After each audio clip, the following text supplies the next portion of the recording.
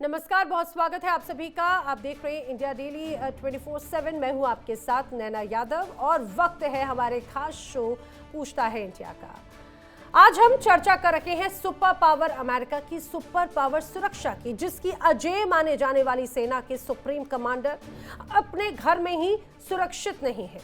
उनके घर के बाहर फायरिंग हो जाती है, उनके परिवार की सुरक्षा पर सवाल उठ रहे हैं और हालात ऐसे हो गए हैं कि दुनिया के सामने हिम्मत वाला होने का दावा करने वाले ट्रंप अपने बेटे की शादी से ही दूरी बना लेते हैं, खुद को व्हाइट हाउस में ही कैद कर लेते हैं, लेकिन वहां पर भी फायरिंग हो जाती है। तो क्या मिडिल ईस्ट में जो जंग हुई उसकी आंच अब अमेरिका तक पहुंच चुकी है? बताएंगे इसके बारे में पूरी एबीसीडी, करेंगे इसका आकलन भी कि दुनिया की सुपर पावर क्या अब सुरक्षित नहीं है और क्या जिस ईरान से अभी तक लगातार सीना तान के लड़ रहे थे वो ईरान अब बड़ी चुनौती दे रहा है और यूएस के गढ़ में, ट्रंप के गढ़ में अब सेंधमारी एक तरह से की जा चुकी है। अब बात करते हैं बेखौफ मानी जाने वाली अमेरिकी सेना की, उसके खौफजदा सुप्रीम कमांडर की। जी हां, हम बात कर रहे हैं सुपर पावर अमेरिका के राष्ट्रपति डोनाल्ड ट्रंप की, जो अब अपने घर में ही सुरक्षित नजर नहीं आते। और तो और समझिए, जो खतरा है उनके परिवार पर भी मंडरा रहा है। अमेरिका का सबसे सुरक्षित माने जाने वाला इलाका व्हाइट हाउस, उसके बाहर अचानक से फायरिंग हो जाती है। अब बताया गया कि एक शख्स ने करीब 30 राउंड फायरिंग की और इस दौरान सीक्रेट सर्विस एजेंट ने बाकायदा जवाबी कार्रवाई भी की और उसे गोली मार दी, ढेर कर दिया। अस्पताल में उसकी मौत हो गई। जो हमलावर है उसकी पहचान हुई 21 साल के नसीर बेस्ट के रूप में। घटना जब हुई उसके बाद में खुद राष्ट्रपति डोनाल्ड ट्रंप ने सीक्रेट सर्विस और दूसरी एजेंसीज की तारीफ की। उन्होंने ये माना कि सुरक्षा एजेंसियों ने बहुत तेजी से कार्रवाई को अंजाम दिया। ट्रंप ने यह भी माना कि व्हाइट हाउस को और ज्यादा सुरक्षित बनाना अब बहुत ज्यादा जरूरी हो चुका है। ट्रंप पर खतरा कितना है इसका अंदाजा आप इसी बात से लगा लीजिए कि राष्ट्रपति ट्रंप की बेटी इवांका भी अब सुरक्षित नहीं है। उनकी हत्या की कथित साजिश से जो जुड़ा हुआ खुलासा हुआ उसने सभी को हैरान कर दिया। अब अमेरिकी जांच एजेंसी के अनुसार ईरान समर्थित आतंकी नेटवर्क से जुड़े हुए एक आरोपी ने बाकायदा इवांका की हत्या की योजना बनाई। अमेरिकी मीडिया के अनुसार 32 साल के मोहम्मद बाके साद दाऊद अल सादी को तुर्की से अरेस्ट किया गया और उसे प्रत्यर्पित करके अमेरिका लाया गया। जांच एजेंसी को आरोपी के पास से इवांका के फ्लोरिडा स्थित घर का बाकायदा पूरा ब्लूप्रिंट भी मिला है। बताया जा रहा है कि वो कासिम सुलेमानी की हत्या का बदला लेना चाहता था। कासिम सुलेमानी को ट्रंप के पिछले कार्यकाल में साल 2020 में ड्रोन अटैक में मार गिराया था। अब सवाल ये कि क्या ट्रंप और उनका परिवार वास्तव में सुरक्षित नहीं? खुद अमेरिका में ही उनकी सुरक्षा पर सवाल खड़े हो रहे हैं और क्या अमेरिका ईरान जंग की आंच अब ट्रंप को भी सुलगाने लगी है? आशंका जताई जा रही है कि ईरान की जो स्लीपर सेल्स हैं वो अमेरिका में एक्टिव हो चुके हैं। दरअसल ईरानी मीडिया में दावा किया गया था कि ईरान सरकार ट्रंप की हत्या के लिए 50 मिलियन यूरो का इनाम रखने की तैयारी में है और अब तो माना जा रहा है कि इसके लिए बाकायदा ईरानी संसद में एक प्रस्ताव लाने की तैयारी भी की जा रही है। सवाल ये उठता है कि क्या कोई सुपारी किलर इनाम के लालच में राष्ट्रपति ट्रंप को मारने के लिए अमेरिका पहुंच गया, या फिर ईरान की आईआरजीसी की स्लीपर सेल्स अमेरिका में भी अपने पैर जमा चुकी है, या फिर ऐसा तो नहीं है कि ट्रंप पर जो हमला हुआ उनके समाज को बांटने वाले बयानों का नतीजा है। करेंगे चर्चा। खास मेहमानों का पैनल मेरे साथ में कनेक्ट हो रहा है, उनसे आपको जल्दी से मिलवा देती हूँ, लेकिन उसके पहले जो बड़े सवाल हैं वो जान लीजिए। क्या ट्रंप के समाज को बांटने वाले बयान का अब एक तरह से उसका असर है और अब वही उन्हीं के लिए मुसीबत बन रहे हैं? क्या इनाम की लालच में कोई क्रिमिनल राष्ट्रपति ट्रंप पर हमले का रिस्क उठा सकता है? क्या तेज तर्रार छवि वाले डोनाल्ड ट्रंप ने डर की वजह से ही अपने बेटे की शादी से दूरी बना ली? खास मेहमानों का पैनल मेरे साथ कनेक्ट हो रहा है, आपको जल्दी से मिलवा देती हूँ। रक्षा विशेषज्ञ रिटायर्ड मेजर जनरल अनुज माथुर जी कनेक्ट हो रहे हैं। भू राजनीतिक विशेषज्ञ के तौर पर रिटायर्ड कर्नल एस के मलिक जी मेरे साथ कनेक्ट हो रहे हैं। विदेश मामलों के जानकार डॉक्टर अजिताभ सिंह जी भी मेरे साथ में कनेक्ट हो रहे हैं। मेरे साथ विदेश मामलों के जानकार मनन द्विवेदी जी भी कनेक्ट हो रहे हैं। आप सभी खास मेहमानों का बहुत स्वागत है। जिस तरह से अभी हालात हैं, परिस्थितियां हैं, अनुज माथुर जी जल्दी से आप ही से एक पहला रिएक्शन मैं ले लेती हूँ। मुझे जरा ये समझाइएगा, क्योंकि अभेद्य किला व्हाइट हाउस डोनाल्ड ट्रंप की सिक्योरिटी दुनिया की सबसे सख्त कड़ी सिक्योरिटीज में से एक मानी जाती है, लेकिन कभी व्हाइट हाउस के बाहर गोलीबारी कर दी जाती है, तो कभी जब वो एक तरह से पत्रकारों के साथ में मुखातिब होते हैं तब उनके उस पूरे प्रोग्राम में बाहर गोलीबारी हो जाती है। ये बात, इसमें कोई शक नहीं कि बड़ा हमला हो उसके पहले ही जो सुरक्षा में मौजूद टीम है उसे कंट्रोल कर लेते हैं। लेकिन क्या बड़ी सेंधमारी की तैयारी हो रही है और ये उसका ट्रेलर है? जय हिंद नैना। देखिए, ये जो आज की फायरिंग की इंसिडेंट है या गोलीबारी जो हुई है, इसको आप बिल्कुल अकेले में देख कर मत ना देखें। इसको हम कनेक्ट करिए। आप जो हिल्टन में कुछ दिन पहले जो कॉरेस्पॉन्डेंट डिनर था, वहां पर हमला हुआ डोनाल्ड ट्रंप के ऊपर हुआ या करवाया गया या क्या था, वो मैं अभी नहीं बता रहा हूँ। अभी सिर्फ उस इंसिडेंट आपको बता रहा हूँ। उसके बाद इवाना, आपने कवर किया है कि डोनाल्ड ट्रंप की बेटी के साथ बेटी को मारने की साजिश रची जा रही है, और अब एक तीसरी बार हमला हो चुका है। और ये हमला ऐसे व्यक्ति ने किया है जो पिछले वर्ष एक बार इस व्हाइट हाउस में घुस करके कुछ काम करने के लिए ऑलरेडी एक बार प्रयास कर चुका है। अर्थात ये व्यक्ति मालूम था कौन है, ये मालूम था कि उसकी इच्छा क्या है, और ये भी मालूम था कि वो किस प्रकार का काम करने में सक्षम है। बावजूद उसके अगर वो दोबारा व्हाइट हाउस के नजदीक पहुंचकर और 25-30 राउंड फायरिंग कर सकता है, तो मेरा ये मानना है कि ये सरासर एक बहुत जबरदस्त सिक्योरिटी लैप्स है नैना, सिक्योरिटी लैप्स।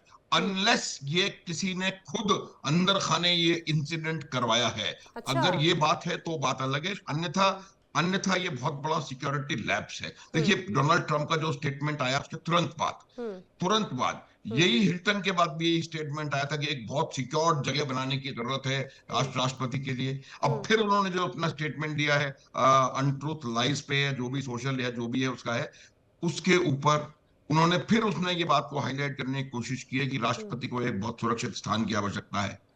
तो ये तमाम चीजें जो मेरे को ये लगता है कि देखिए, ये आवश्यकता है, या तो ट्रंप को खुद लग रहा है कि किसी प्रकार से उनके ऊपर, उनकी सुरक्षा, उनके ऊपर खतरा है।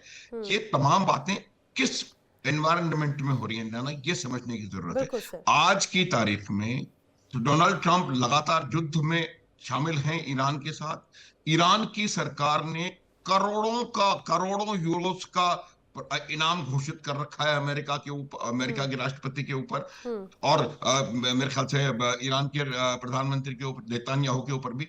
ऐसे हालात में अगर इतनी बड़ी सुरक्षा की चूक होती है, तो मेरा यह मानना है कि अपने आप को, चाहे आप दुनिया की सबसे बड़ी सुरक्षा एजेंसी कहें, सीक्रेट सर्विस कहें, आईएफबी कहें, एफबीआई कहें, जो मन में आए कहें, लेकिन ये बहुत बड़ी सिक्योरिटी लैप्स है नैना। ठीक है सर। वेल, मेरे साथ में पूर्णिमा नाजी भी कनेक्ट हो चुकी हैं, डायरेक्ट यूएसए से ही कनेक्टेड हैं। आपका भी बहुत स्वागत है। लेकिन मैं अजिताभ जी आपका रुख करना चाह रही हूँ। ये जो पूरे सिक्योरिटी लैब्स है, कई बार हमने देखा, जब इसके पहले भी जब पत्रकारों से चर्चा कर रहे थे, उस दौरान भी वहाँ पे जो घटना हुई थी, तो कई बार अंदर खाने ये भी कहा गया कि ये एक तरह से माइंड डाइवर्ट करने की टेक्निक होती हैं। माइंड गेम खेलने में वैसे भी डोनाल्ड ट्रंप बड़े एक्सपर्ट माने जाते हैं, लेकिन इन सबसे इतर ये नंबर ऑफ सीरीज एक तरह से नजर आई है। और जब अगर हम डॉट्स को कनेक्ट करते हैं तो कई बड़े संकेत मिलते हैं। पहला, एक तरफ ईरान की तरफ से इनाम घोषित किया जाता है, बाकायदा सुपारी निकाली जाती है, हिटलिस्ट तैयार की जाती है। उसके बाद में हमने देखा इवांका को भी खतरा है, डोनाल्ड ट्रंप के परिवार को भी खतरा है, डोनाल्ड ट्रंप का अपने खुद के बेटे की शादी में ना जाना, और ये कहा जा रहा है कि दुबक के बैठे हैं। तो इस बार ऐसा लग रहा है माइंड गेम से या प्लानिंग से बहुत आगे बात निकल गई है क्या? देखिए नैना जी, जिस तरह का माहौल और वातावरण अमेरिका के राष्ट्रपति ने देश के अंदर और बाहर जो तैयार किया है, ये उसी का नतीजा है। माइंड गेम या नैरेटिव सेट करने की भी बातें हो सकती है, उससे इनकार नहीं किया जा सकता, क्योंकि अभी अमेरिका में जो मिड टर्म इलेक्शन है उसमें इन्फ्लुएंस करके सिंपैथी वेव क्रिएट करना, वो भी ऐसा होता रहा है। दुनिया के कई देशों में ऐसी बातें हुई हैं। तो एक तरफ तो वो पॉसिबिलिटी है, दूसरी तरफ जो आपने ईरान की बात की और इनाम की बात की, वो उससे भी इनकार नहीं किया जा सकता, क्योंकि जिस तरह का माहौल बनाया है उन्होंने, खास करके ईरान में जिस तरह से अटैक हुए हैं और बगल में क्यूबा भी है उनके, उसको भी ध्यान में रखा जाए तो उससे भी इनकार नहीं किया जा सकता। लेकिन यहाँ पे तीसरा जो इंपॉर्टेंट फैक्टर मुझे दिखता है, जो अमेरिका के अंदर नस्लवाद की जो कई घटनाएं ऐसी हुई हैं और वहां जो आइस ने जिस तरह का रोल किया है, अब उसको immigration and customs enforcement agency जो है, अब उसको ट्रम्प साहब ने नाइस का नाम दे दिया। कितना नाइस होगा वो तो समय बताएगा, बट उसकी एक तरह से राष्ट्रपति ट्रम्प की जो डिवाइडिंग पॉलिसी रही है वो कहीं ना कहीं इसके लिए रिस्पॉन्सिबल है।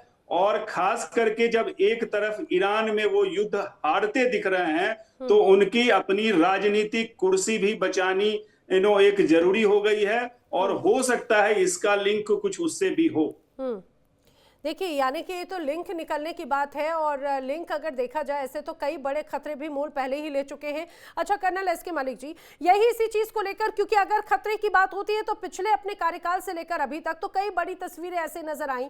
डोनाल्ड ट्रंप के डिसीजंस ने कई लोगों को आहत किया, जिसमें कई इमिग्रेंट्स भी हैं, और जैसा कि आपने देखा भी सुलेमानी की हत्या के बाद से ही जो अभी हाल ही में हमला हुआ उसका बदला लेने की बात कही जा रही है, ये दावा किया जा रहा है। तो ईरान के हमले के बाद से तो कई बड़े दुश्मन भी बना बैठे हैं डोनाल्ड ट्रंप। क्या ये अब इस बात का इल्म शायद डोनाल्ड ट्रंप और उनके परिवार, उनकी टीम सभी को हो चुका है क्या? नैना जी, सभी पैनलिस्टों मेरा सादर प्रणाम। ये बात आपकी बात बिल्कुल सही है कि जैसे जैसे ट्रंप साहब इस स्टेज पर आज खड़े हैं, उनके परिवार को भी लोग टारगेट करने की वो भी एक फायरिंग लाइन में आए हैं। होता क्या है कि ये कोई नई ये बहुत ही पुराना एक तरीका है कि लोग जब आप किसी के निर्णय से नाराज होते हैं, उसको पसंद नहीं करते हैं, तो आप या तो उस तक पहुंचने की कोशिश करते हैं। लेकिन होता क्या है कि जैसे प्रेसिडेंट साहब है, मल्टी लेयर सिक्योरिटी के अंदर रहते हैं, उन तक पहुंचना इतना आसान भी नहीं होता जब तक वो प्रेसिडेंट है। लेकिन प्रेसिडेंट रहते हुए उनके परिवार के लोग भी तरह तरह के सोशल प्रोग्राम्स में भाग लेते हैं, यानी कंट्री में मूव भी करते हैं। तो जो वहां के उनके परिवार के लोग हैं, उन पर निशाना साधना ऐसे एलिमेंट्स के लिए कंपैरेटिवली थोड़ा इजी हो जाता है। लेकिन एक चीज और देखिए कि जैसे ये युद्ध चल रहा है, ये ऑपरेशन चल रहा है, एक तरह से मोटिवेटेड लॉबी भी है इसके अंदर। स्लीपर सेल हमेशा एक्टिव रहते हैं, वो सिर्फ मौके की तलाश में रहते हैं। अमेरिका के अंदर भी चूंकि इतनी वैरायटी है वहां पे, जो लोग बाहर से आए हुए हैं, और खासकर जो डोनाल्ड ट्रंप, जैसे कि आपने कहा कि रेशियल, जैसे आपने अजिताभ जी भी बोले थे, वहां पे रेशियल इशू भी है। लेकिन इसके साथ साथ ईरान के समर्थक बीच के एलिमेंट्स काफी हैं। अभी वहां पर जो अमेरिका के अंदर प्रदर्शन हुए थे, उसमें हमने देखा कि ऐसे बहुत से एलिमेंट नजर में आए थे। और हाँ, आई एम श्योर वहां की जो सीक्रेट सर्विसेज है, सीआईए है, वो उन पर नजर भी रख रही होगी। लेकिन कहने का मतलब है कि वैसे बहुत सारे एलिमेंट सोसाइटी के बीच में रहते हैं कि जो एक तरह से पता भी नहीं लगने देते, और उनसे एक तरह से बदले की भावना अपने मन में रख के आगे बढ़ते रहते हैं। अभी ताजा केस ले लीजिए, जो कल की रहस्योद्घाटन हुआ है, जिसमें अल सैदी का केस सामने आया। बताते हैं कि इनके पिताजी खुद ईरान की डिफेंस फोर्सेज में थे, अब्दुल काजमी, और उनकी भी डेथ हो गई थी। और उसके बाद से ये जो सुलेमानी थे वहां के जनरल साहब, सुलेमानी को फादर तुल्य मानते थे। और उनकी जब डेथ हुई, यानी अमेरिका ने उनको जब निशाना बनाया, तो इन्होंने प्रण लिया था कि मैं अमेरिका में वहां के प्रेसिडेंट को नुकसान, जो भी प्रेसिडेंट उस टाइम का होगा, उसको मैं छोड़ूंगा नहीं। तो ये कहते थे, खासकर ये थोड़े वोकल भी थे। तो बताते हैं कि ये अपने आसपास के लोगों में ये बात शेयर किया करते थे। खैर, anyway, security agencies, intelligence agencies data इकट्ठा करती रहती है, पुख्ता करती रहती है। जब श्योरिटी होती है तो वो हाथ डालती है, और उसके बाद से उनको पकड़ने की दर पकड़ की उनकी पूरी कोशिश रहती है, और पकड़े भी जाते हैं। लेकिन पिछले दिनों में जितनी ये घटनाएं हुई हैं जो ट्रंप साहब के साथ हुई, हालांकि जब ट्रंप साहब इलेक्शन कैंपेनिंग कर रहे थे, उन पर तब भी जानलेवा हमला हुआ था। तो मुझे ये लगता है कि ये निश्चित रूप से सुरक्षा में भूल है कि आप व्हाइट हाउस के आसपास के एरिया में, जबकि ऐसे माहौल के अंदर, जबकि ट्रंप साहब एक खास ग्रुप के निशाने पर हैं। और उसके अलावा ईरान की संसद में तो हम 2-3 दिन पहले बात कर रहे थे, जब एक आतंकवादी इशू पे हम टॉपिक पे बात छिड़ी थी, तो हम कह रहे थे ईरान की तो संसद ही इनके खिलाफ प्रस्ताव लाने वाली है 50 मिलियन यूरोज का। तो देखा जाए, दुनिया में खुले आम एक तरह से घोषणाएं हो रही है किसी के मारने की। और ये भी याद रखिए कि 28 फरवरी से पहले भी ईरान के अंदर से ये आवाज आई थी, ईरान के भाई हम ट्रंप साहब को या फिर नेतन्याहू को हम मारेंगे। तो तब भी ये बात हो रही थी, तब ये 28 फरवरी को ये अपना हमला शुरू हुआ था। तो कहने का मतलब है कि वो टारगेट पर हैं, उनके परिवार के लोग भी टारगेट पर है। और ये जो जैसा कि माथुर साहब बोल रहे थे, मैं भी ऐसा मानता हूं कि ऐसे हालात को देखते हुए ये सिक्योरिटी में निश्चित रूप से चूक है। और देखिए ना, ये तो वही बात हो गई कि एक तरफ दुनिया में बड़ा प्रोपेगेंडा क्रिएट हो जाता है कि भाई सबसे सुरक्षित देश, दुनिया की सुपर पावर, और हम देश को चलाएंगे, हम दुनिया को चलाएंगे, हम कंट्रोल करेंगे, हम जो निर्णय लेंगे एक तरह से उसी पर ही जो है वो संसार को आगे चलना है। अच्छा मनन द्विवेदी जी, मैं यही बात आपसे बात करना चाह रही हूँ, क्या पिछले कुछ वक्त से डोनाल्ड ट्रंप का जो कार्यकाल, वो तो वैसे भी बड़ा विवादित रहा, लेकिन ये जो परसेप्शन का दौर चलता रहा है, ये परसेप्शन का जो मौका वो बड़ा इंपॉर्टेंट रहा, और ये भी जो हमले हुए परसेप्शन के लिहाज से बड़े इंपॉर्टेंट है। मनन जी देखिए, मैं ये कहना चाहूंगा कि जो भी प्रेसिडेंट डोनाल्ड ट्रंप बोलते हैं वो अपने राष्ट्र हित में बोलते हैं। और जैसा कि हमारे प्रधानमंत्री नरेंद्र मोदी भी शुरुआत में बहुत गंगो और बहुत एक्साइटेबल बोलते थे, और बोलते थे कि उन्होंने करके दिखाया।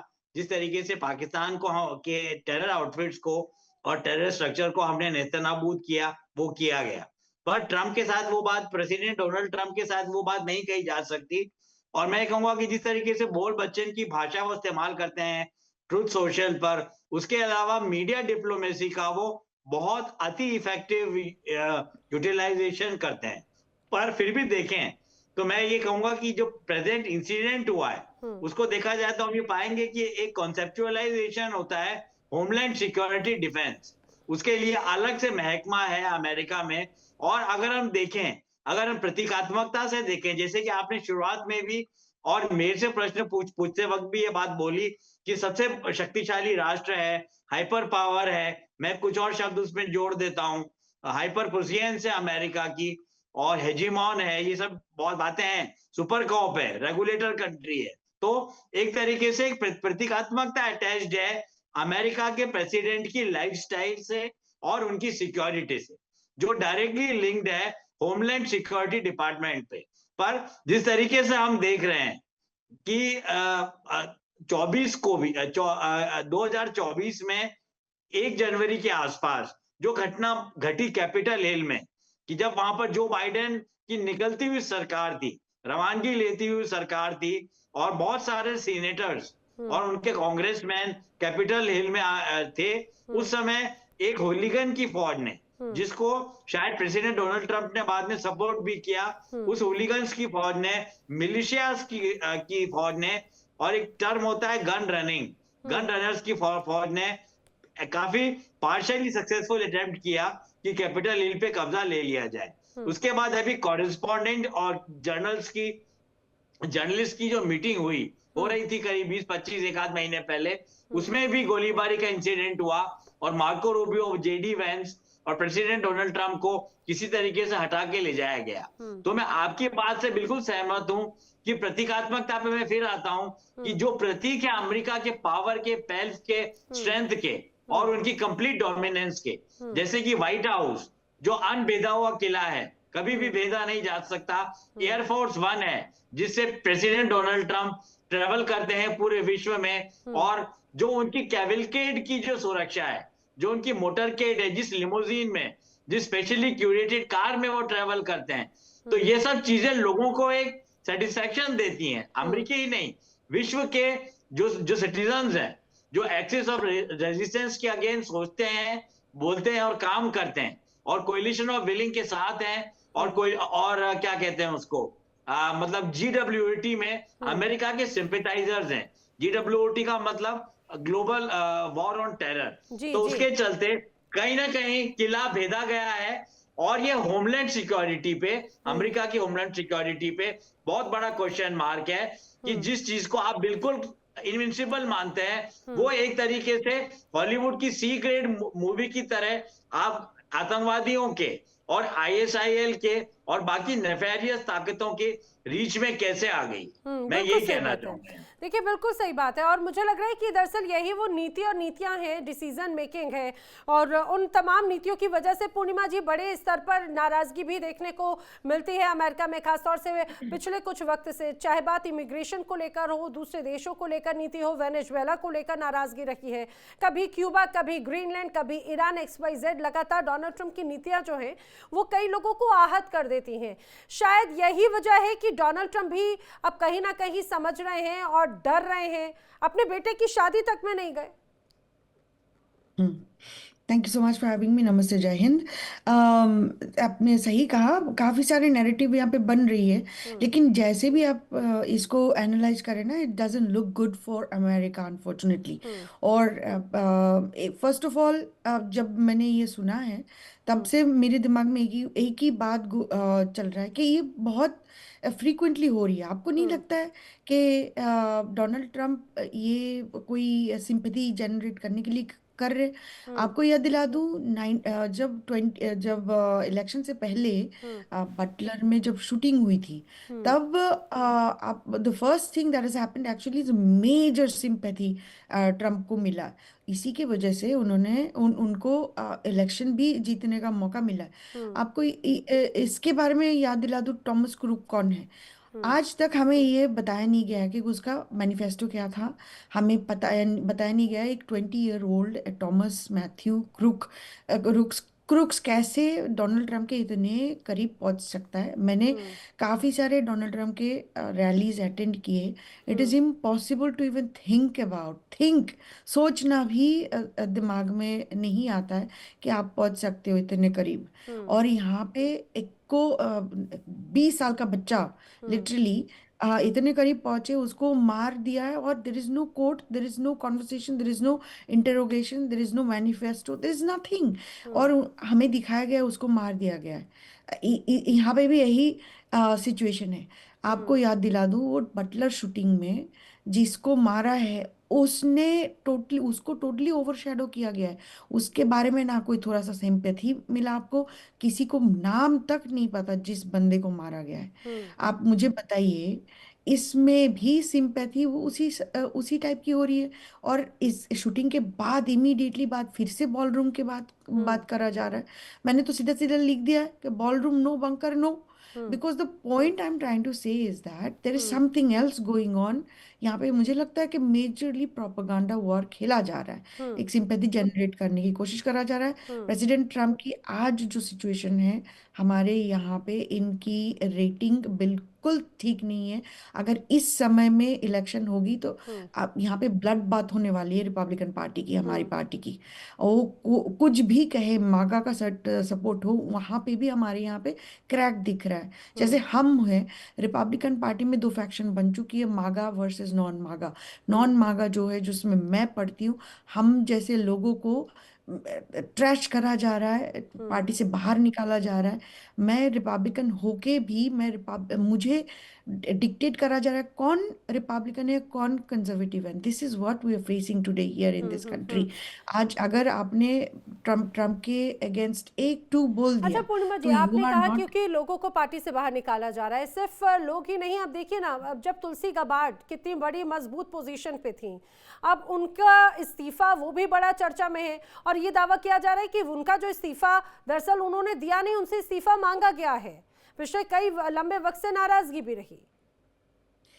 तुलसी गाबार्ड और ट्रम्प का फैक्शन तो आपने सुना ही होगा। The reason she actually left the party, democrat party, और रिपब्लिकन पार्टी ज्वाइन किया, it was because of war. Anti war stance रखती है, और उसने सीरिया के बारे में बोला था, पहले ईरान के बारे में बोले थे। इलेक्शन से 2 दिन पहले तुलसी गाबार्ड मिल्वॉकी आई थी। That was my last event दो मैंने अटेंड किया था। उसमें भी उन्होंने स्पेसिफिकली कहा है कि this is the only person who is going to save us from another new war. आज तुलसी गबार्ड का एक the reason she hasn't resigned before, मेरे हिसाब से इट वाज बिकॉज उन्होंने एक बार पार्टी चेंज कर चुकी थी, तो it was going to look very odd for her and she was not able to do it. और यहाँ पे उनको एक एग्जिट स्ट्रेटेजी चाहिए थी, तो उन्होंने हस्बैंड का कैंसर के बारे में बोल दिया। I feel very sad for her, but at the end of the day अगर वो खुद के टर्म्स पे निकल जाती, आई वुड हैव रिस्पेक्टेड हर मोर। ठीक है। क्योंकि this is very important, because at the end of the day आपने सही काम के लिए सही जगह सही टाइम पे निकलना चाहिए। वो आपके प्रिंसिपल के साथ अलाइन ही नहीं हो रहा है। एक तो आपने इंटेल के बारे में नहीं सुने, आपने अमेरिकन पब्लिक को साथ नहीं लिए। अब the difference between Iraq war and Iran war today is because, आपको याद दिला दो, 75% plus American people supported Iraq war. बिल्कुल। आज जो सिचुएशन है 80% लोग, अमेरिकन लोग सपोर्ट नहीं कर रहे ईरान ईरान वॉर। को, अब बिल्कुल। यहाँ पे कुछ भी हो जाए, उन्होंने अटेम्प्ट भी दिखा ले एक के बाद और एक। यानी मुझे पूर्णिमा नहीं जी, ये तो वही लगता। बात हुई कि सारे जो अभी ट्रिक्स एंड टर्म्स बेसिकली जो क्रिएट करने की कोशिश कर रहे हैं खासतौर से डोनाल्ड ट्रंप, अब उसके आधार पर तो ये हमले भी बोगस नजर आते हैं। अनुज माथुर जी, पूर्णिमा जी भी कह रही हैं कि ऐसा लग रहा है कि ये तो प्रोपोगेंडा वॉर है, प्रोपोगेंडा क्रिएट करने वाला वक्त है, सिंपैथी गेन करने के लिए एक तरह से सारी टैक्टिक्स है और कुछ नहीं। बिल्कुल नैना, मैंने बिल्कुल जो पूर्णिमा जी कह रही हैं एग्जैक्टली वही मैंने कहा था। देखिए बिल्कुल इसमें कोई मुझे संदेह नहीं है, ऐसी सुरक्षा व्यवस्था जो कि अभेद्य है, उसको कोई एक बार नहीं, दो बार नहीं, तीन बार नहीं, 5 बार भेद करके जाकर के इतने नजदीक जाकर के आप फायरिंग कर दें, आप कुछ कर दें, आप उनके पास एक गोली उनके कान के पास से निकल जाए। मेरा ये मानना है कि ये पूरा का पूरा इसमें दाल में निश्चित रूप से काला है। देखिए आपको एक अच्छा, दो मुझे बातें तो दाल और समझ। पूरी की पूरी काली नजर आ रही है, बिल्कुल क्योंकि जो बिल्कुल अभी नाना, बिल्कुल परिस्थितियां हैं वो तो अग्री। ऐसे ही है, क्रिएट करने वाली है। बिल्कुल बिल्कुल, I am an absolute agreement, जो बिल्कुल सही बात है। देखिए आज इलेक्शन को, इनको ट्रंप को निश्चित हार नजर आ रही है इलेक्शंस में। ट्रंप कोई छोटे बालक नहीं है कि उनको पता नहीं होगा कि अमेरिका की जनता की पल्स क्या है और वहां पर हालात क्या हैं और कितने फेवर में हैं, कितने अगेंस्ट में हैं और कितने उनके अपनी पार्टी में जो है उनके खिलाफत कर रहे हैं। तो ये तमाम चीजें वो जानते हैं। तो अब उनको ये लग रहा है कि ये दो चार तरीके शायद, मैं ये कह नहीं रहा हूं, दावे के साथ नहीं बता रहा हूं मैं, शायद ये दो चार इंसिडेंट्स हैं वो उनकी तरफ कोई सिंपैथी वेव या कोई इस प्रकार की चीज क्रिएट करें जिससे कि उनको फायदा हो सके। ट्रंप की ये जो ईरान वाली लड़ाई है, हालांकि मैं बार बार कह रहा हूं मिलिटरीली उन्होंने काफी सफलता हासिल करी है, बढ़त हासिल करी है, लेकिन एक ऐसी सिचुएशन में अमेरिका अपने आप को फंसा हुआ पा रहा है जहां से वो न केवल मिलिटरीली बल्कि इकोनॉमिकली जबरदस्त तरीके से ब्लीड कर रहा है। और ये बात अमेरिका की जनता को, अमेरिका के लोगों को पूरी तरह से मालूम है। तो इस प्रकार के जो इंसिडेंट हैं ये संभव है कि जी जी। उसका भी कहीं ना कहीं कोई नतीजा हो कि किस प्रकार से एक राष्ट्रपति के गलत कुछ निर्णयों की वजह से अमेरिका की जनता को नुकसान हो रहा है। जो बिल्कुल। उनका जो एक सेकंड और ना, जो उनका उनका ये जो टैरिफ वॉर वाला निर्णय था, उसका जो इकोनॉमिक बैकलैश हुआ है, उसका भी खामियाजा अमेरिकी जनता ने भुगता है।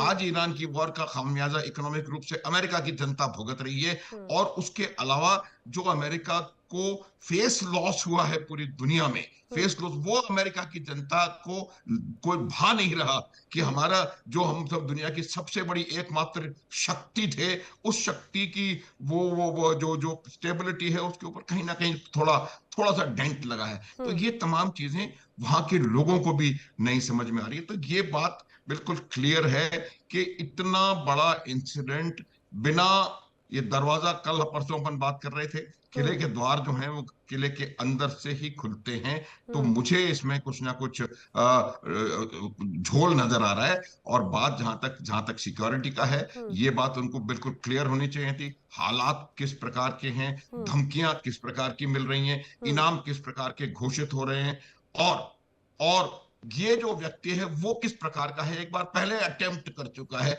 इसके ऊपर भी अगर आप नजर नहीं रखेंगे फिर आप सिक्योरिटी सर किस यही बात तो की बात हो सिक्योरिटी? जाती है। मतलब मुझे लगता है कि कई ऐसे देश जो अमेरिका के लिहाज से बड़े छोटे हैं, लेकिन एक ऐसा व्यक्ति जो कई बार व्हाइट हाउस प्रेमाइसेस के नियर बाय देखा गया, वो कई बार थ्रेट माना गया। और हम तो देखते हैं, हमने तो अभी तक सिर्फ फिल्मों में देखा या सुना है, पढ़ा है कि जिस रूप से खासतौर से व्हाइट हाउस की सिक्योरिटी है वो कई मल्टी लेयर में है। उसके इर्द गिर्द भी अगर कोई संदिग्ध पाया जाता है तो सबसे पहले उसको पकड़ा जाता है। लेकिन इतनी बड़ी लापरवाही क्या ये हो सकती है? अच्छा मालिक जी, और एक तरफ ये भी कि जिस रूप में पिछले कुछ वक्त से नीतियां हमने देखी और उनको बड़ा एग्जैजरेट करने की कोशिश की गई थी, और ये ऐसे तमाम सिस्टम्स को क्रिएट किया जा रहा है, माहौल को क्रिएट किया जा रहा है ताकि ऑपरेशन एपिक फ्यूरी या फिर अपनी नीतियां एक तरह से उन्हें जस्टिफाई किया जा सके। और जो सिंपैथी की बात यहाँ पर कह रही है, चाहे बात माथुर जी की हो या फिर पूर्णिमा जी की, ये वही उसी बात को एक तरह से उस पर मोहर लगा देता है। नैना जी देखो, ये बात तो बड़ी लॉजिकल है, समझ में भी आती है कि जिस तरह से अमेरिका ने की रेपुटेशन डाउन हुई है पूरे इंटरनेशनल लेवल पर, वो सच में अमेरिका के लिए चिंता की बात है। और अमेरिकी की रेपुटेशन का मतलब वहां की कोई जमीन या पहाड़ों से नहीं होती, वहां का जो डिसीजन मेकिंग बॉडी होती है, यानी प्रेसिडेंट साहब जिम्मेदार होते हैं वहां के हर डिसीजन के लिए। तो अमेरिका की जिस तरह से रिलायबिलिटी का लॉस हुआ है, उस लॉस को आने के लिए काफी वक्त वापस लगेगा। लोग इस बात को डिस्कस कर रहे हैं, जो लोग का मतलब है, जो पैनलिस्ट है, जो लोग देखते हैं या विचार लोग रखते हैं जियो पॉलिटिक्स के लेवल पर, वो ये देखते हैं कि ये अमेरिका की पॉलिसी चल रही है या ये ट्रंप साहब की कुछ अपनी निजी पॉलिसी चल रही है। लेकिन दोनों के बीच में ये सवाल खड़ा होता है कि क्या अगर यही पॉलिसी अमेरिका की है तो फिर तो आगे भी यही दूसरे प्रेसिडेंट आएंगे, वो भी इसी चीज को दूसरे रूप में कंटिन्यू करेंगे। और अगर ये प्रेसिडेंट साहब की पॉलिसी चल रही है तो प्रेसिडेंट साहब के व्यक्तिगत दुश्मनी ज्यादा बढ़ेगी। और आज तो वो इतने सेफ है क्योंकि प्रेसिडेंट हैं, लेकिन जब वो प्रेसिडेंटशिप से हट जाएंगे 2 साल के बाद, तो आई एम सॉरी, तो उनकी सुरक्षा व्यवस्था काफी एक तरह से देखा जाए ये नहीं रही चाक चौबंद जो आज की स्थिति में है। तो उस टाइम उनको टारगेट बनाना कंपैरेटिवली इजियर रहेगा। तो अमेरिका की जो सीक्रेट सर्विसेज हैं या वहां की जो सीक्रेट एजेंसीज हैं, उनको इस बात पे कॉल लेनी पड़ेगी कि जो इस तरह से व्हाइट हाउस के आसपास का इलाका या with in the white house also, उनको अपना सिक्योरिटी ऑडिट को लगाना पड़ेगा कि कहां कमी हो रही है, ये इश्यू हो कैसे रहे हैं, ये वो जानबूझ के करवा रहे हैं या सिंपैथी गेन करवाने के लिए रहे हैं। मैं थोड़ा सा अभी रुकना चाहूंगा, थोड़ी और क्लियर होगा तब आगे जाकर थोड़ा सा विचार बनाना चाहूंगा कि सच में किधर जा रही है। लेकिन इतना जरूर है कि ट्रंप साहब इस बात में माहिर हैं कि अपने लिए ऐसी सिचुएशन क्रिएट करना जब लोगों का एक तरह से भटकता हुआ ध्यान वापस उनकी तरफ आए और उनको कुछ सिंपैथी की वातावरण मिले जिससे कि वे अपने आप को जस्टिफाई कर सके, अपनी बातों को जस्टिफाई कर सके, अपने लिए गए एक्शन को लोगों में एक तरह से उनकी सहमति के अनुसार से ढाल सके। जी लेकिन अब एक और ये बड़ी बात, मैं यहाँ पर मनन जी या अजिताभ जी का रुख करूं, लेकिन मुझे जल्दी से एक बात यहाँ पर पूर्णिमा जी ये बताइएगा।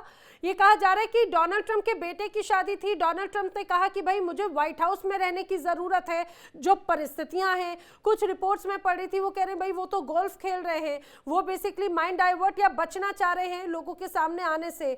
और कल तो हमारी डिबेट में ये भी कह दिया गया कि हो सकता है कि उनकी नीति, उनके बिहेवियर की वजह से उनके बेटे ने खुद ने बोला होगा पापा आप मत ही आओ तो ज्यादा अच्छा है। whatever internal discussion is, हमने तो न्यूज़ में यही पढ़ा है कि उनके बेटे की शादी में जा नहीं रहे, और स्पेसिफिकली ये कहा है कि it is important for me to be in Washington. आप मुझे बताइए, वो पहले हिंट दे रहे थे कि कुछ होने वाला है, कुछ होने वाला है, क्या कोई प्लान कर रहे थे कि क्या आप मीडिया में तो यही बात कर रहे थे हम लोग, क्या क्या बड़ा होने वाला है, वो ईरान पर बम गिराने वाले कल 24 आवर टू 48 आवर्स की टाइम दी हुई है। तो ये मेरे ख्याल से देखो, eight the end of the day conclusion ये नहीं है कि ये सिंपैथी बढ़ाने के लिए हो रहा है या नहीं हो रहा है, बट डाउट्स बहुत है at this point of time. ये जो frequency of all this attacks, फिर लोन वुल्फ को पकड़ा जाना, फिर लिटरली कॉन्स्टेंटली एक जैसे टॉमस क्रुक को मार दिया, there is no communication, trial ही नहीं है तो फिर किससे आप बात करेंगे। और अभी आप जो लास्ट वाला अटैक हुआ था, उस बंदे का फॉलो अप देख लीजिए, उसने बोला है कि I am not guilty, and खुद को नॉन गिल्टी घोषणा किया उन्होंने। तो ठीक आई है। Don't know what is going on here, but all एक राइट। एक कंफ्यूजन क्रिएट हो चुका है। मुझे लगता है propaganda, we are in a propaganda war at the end of the day.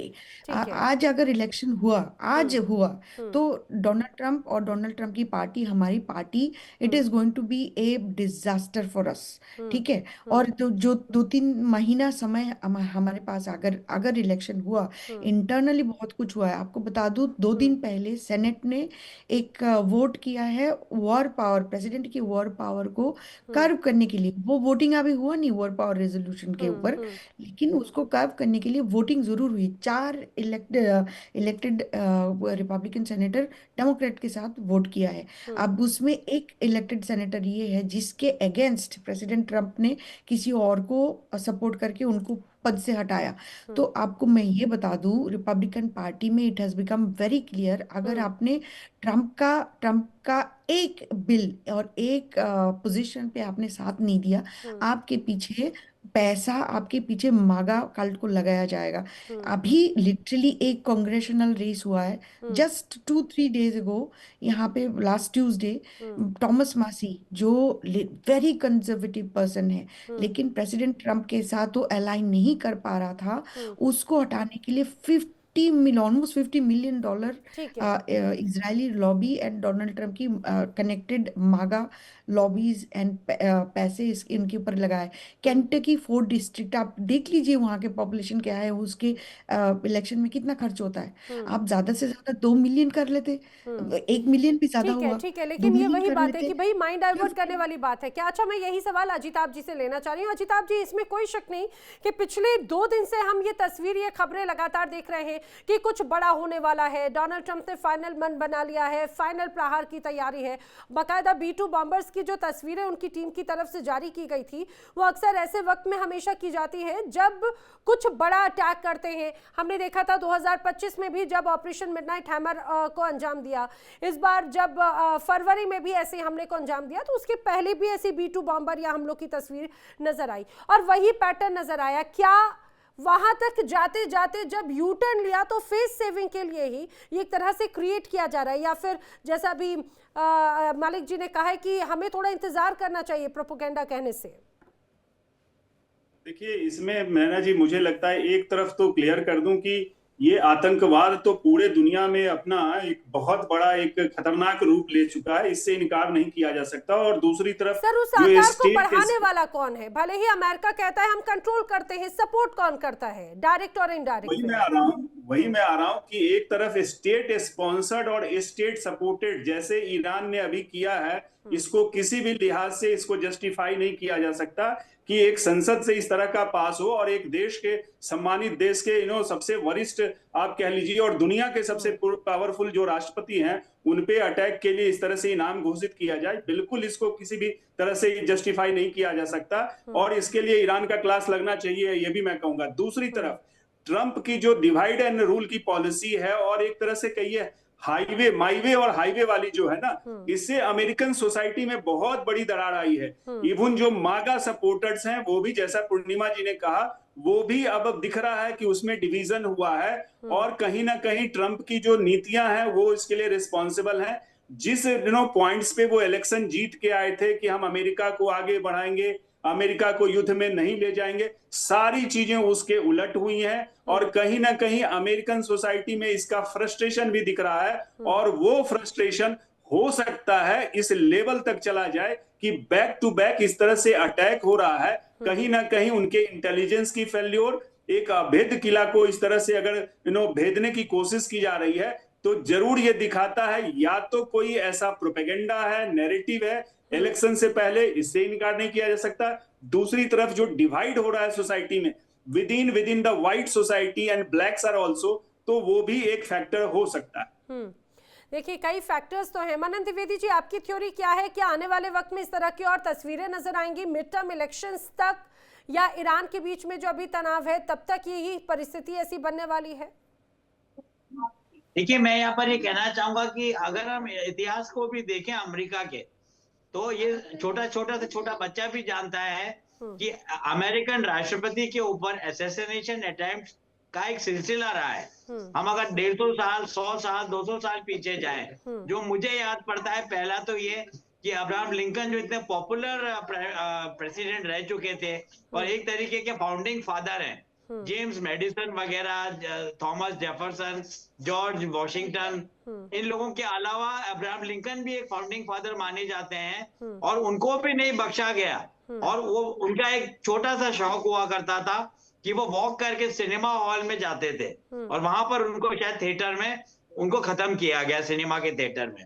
उसी तरीके से JFK, जॉन एफ कैनेडी, बड़े पॉपुलर यूथ नेता रहे अमेरिका के और उन्होंने भी काफी नए नए काम किए।